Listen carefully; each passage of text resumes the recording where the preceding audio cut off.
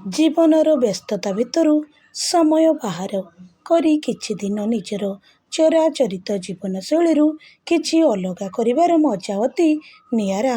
ସାଗର କାମ କରେ ଏକ ବହୁରାଷ୍ଟ୍ରୀୟ କମ୍ପାନୀରେ। କିନ୍ତୁ ସାଗରକୁ ମୁକ୍ତ ପରିବେଶ, ଖୋଲା ପବନ, ଚଢ଼େଇମାନଙ୍କର କିଚିରିମିଚିରି ଶବ୍ଦ, ଆମ୍ବତୋଟା, ନଦୀକୂଳ, ତାଳବଣ ପରି ପ୍ରାକୃତିକ ପରିବେଶ ଭାରି ଭଲ ଲାଗେ। ଯେଉଁଠି ଜୀବନ ମୋଟେଇ ମାଟେଇ ଚାଲେ ଶୀତଳ ପବନର ହାତ ଧରି ଗାଁ ଗହୀରରେ ଦୌଡ଼େ। ସେଥିପାଇଁ ଏ ବର୍ଷ ସାଗର ଓ ସ୍ୱପ୍ନା ନିଷ୍ପତ୍ତି ନିଅନ୍ତି କୌଣସି ବାହାର ଦେଶ ବଦଳରେ ଓଡ଼ିଶାର କୌଣସି ଏକ ପ୍ରାକୃତିକ ପରିବେଶରେ ପରିପୂର୍ଣ୍ଣ ଜାଗା ବୁଲି ଯିବା ନିମନ୍ତେ। ସ୍ୱପ୍ନା ହେଉଛି ସାଗରଙ୍କର ପତ୍ନୀ। ପ୍ରେମ ବିବାହକୁ 2 ବର୍ଷ ପୂରିଥାଏ। ଗୋଟେ ସପ୍ତାହରେ ଛୁଟି ନେଇ ସେମାନେ ବାହାରି ଯାଆନ୍ତି। ଦିନକର ଘଟଣା। ପୂରା ଦିନ ବୁଲାବୁଲିରୁ ଥକି ଯାଇଥାଏ ସାଗର ଓ ବିଛଣାରେ ଗଭୀର ନିଦରେ ଥାଏ। ଏହି ସମୟରେ ସ୍ୱପ୍ନା ମୋବାଇଲକୁ କେହି ଜଣେ ତା'ର ବାନ୍ଧବୀ ଫୋନ୍ କରେ ଓ କଥା ପ୍ରସଙ୍ଗରେ ପଚାରି ଉଠେ, ତୋ ସ୍ୱାମୀ ତୋତେ କେତେ ଭଲ ପାଆନ୍ତି? ସ୍ୱପ୍ନା ବହୁତ ବହୁତ ବହୁତ ଭଲ ପାଆନ୍ତି। ବାନ୍ଧବୀ, ସବୁ ସ୍ୱାମୀମାନେ ଏମିତି କୁହନ୍ତି, ଥରେ ପରୀକ୍ଷା କରି ଦେଖ। ବାନ୍ଧବୀର ଏମିତି କଥା ଶୁଣି ସ୍ୱପ୍ନା ଭିତରର ଜାଗି ଉଠେ ଓ କିଛି ସମୟର ଗଭୀର ଚିନ୍ତନ ପରେ ସେ ନିଷ୍ପତ୍ତି ନିଏ କି ଆଜି ସେ ତା' ପ୍ରେମର ପରୀକ୍ଷା ନେବ। ସେ ବାହାରକୁ ଦେଖେ। ବିଜୁ ଘଡ଼ଘଡ଼ିରେ କମ୍ପୁଥାଏ ସମ୍ପୂର୍ଣ୍ଣ ପରିବେଶ ଓ ଅନବରତ ବର୍ଷା ଲାଗି ରହିଥାଏ।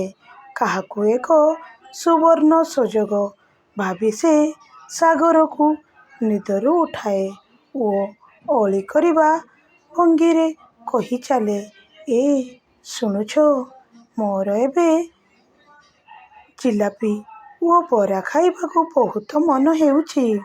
ତମେ ଟିକେ ଆଣିଦିଅ ନା। ବାହାରର ପରିସ୍ଥିତି ଦେଖୁଛ ତ। ତୁମର ଏବେ ଦରକାର? ପ୍ରଶ୍ନ କରେ ସାଗର। ହଁ, ମୋର ଏବେ ଦରକାର। ତୁମେ କ'ଣ ମୋତେ ଭଲ ପାଅନି? ମୋ ପାଇଁ ଏତିକି କରିପାରିବନି? ସ୍ୱପ୍ନାର ଏ ପ୍ରକାର ଆଚରଣ ଦେଖି ସାଗର ମନରେ ସୃଷ୍ଟି ହୁଏ ବିସ୍ଫୋରଣ। କିନ୍ତୁ ନିଜ ମନ ଭିତରେ ଉଠୁଥିବା ବିସ୍ଫୋରଣକୁ ସାଗର ନିୟନ୍ତ୍ରଣ କରି ନିଜ ଇଚ୍ଛା ବିରୁଦ୍ଧରେ ହୋଟେଲ ରେଷ୍ଟୁରାଣ୍ଟରେ ଏକ ଛତା ନେଇ ନିକଟରେ ଥିବା ଏକ ଛୋଟ ଚାଳ ଛପର ଘରେ ଚାଲୁଥିବା ଜଳଖିଆ ଦୋକାନକୁ ଯାଏ।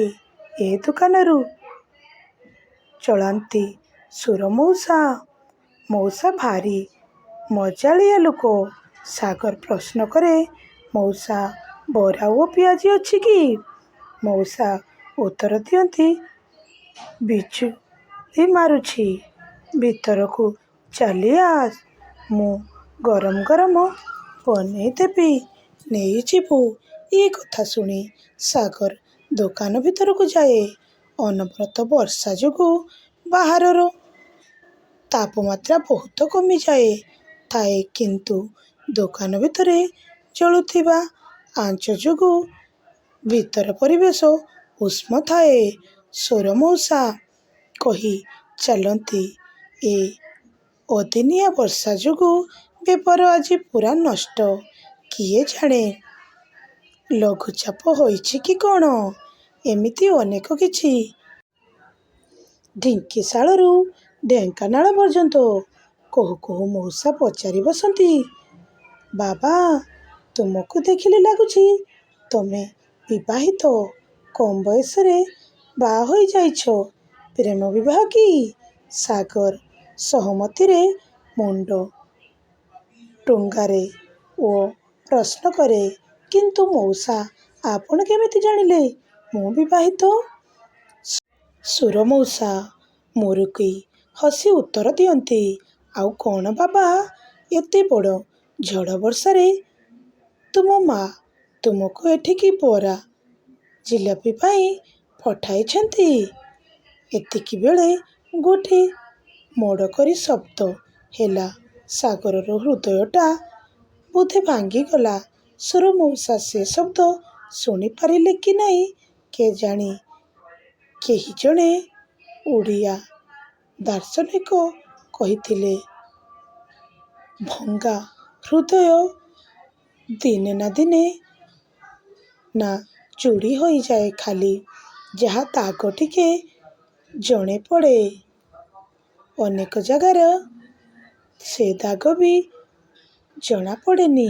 ଆଉ ତାପରେ ପରେ ବିବାହିତା ପୁରୁଷମାନଙ୍କ ପାଇଁ ଏହା ତ ଏକ ନିତିଦିନିଆ ଘଟଣା।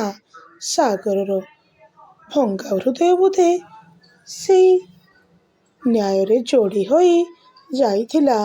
କିଛି କ୍ଷଣର ନୀରବତା ପରେ ସୁର ମଉସା କହି ଉଠନ୍ତି, ନେ ତୁମ ବରା ଜିଲାପି।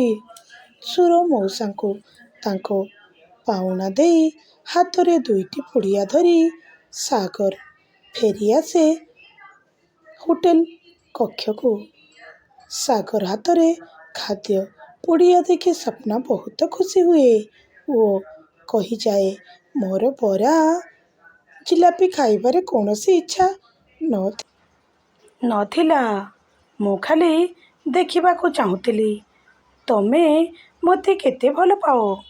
ଏବେ ମୁଁ ବୁଝିଗଲି ତମେ ମୋତେ ବହୁତ ଭଲ ପାଅ। I love you. ଏଇ କଥା ଶୁଣି ସାଗର ମୁହଁରେ ଖେଳିଯାଏ ଏକ କୃତ୍ରିମ ହସ।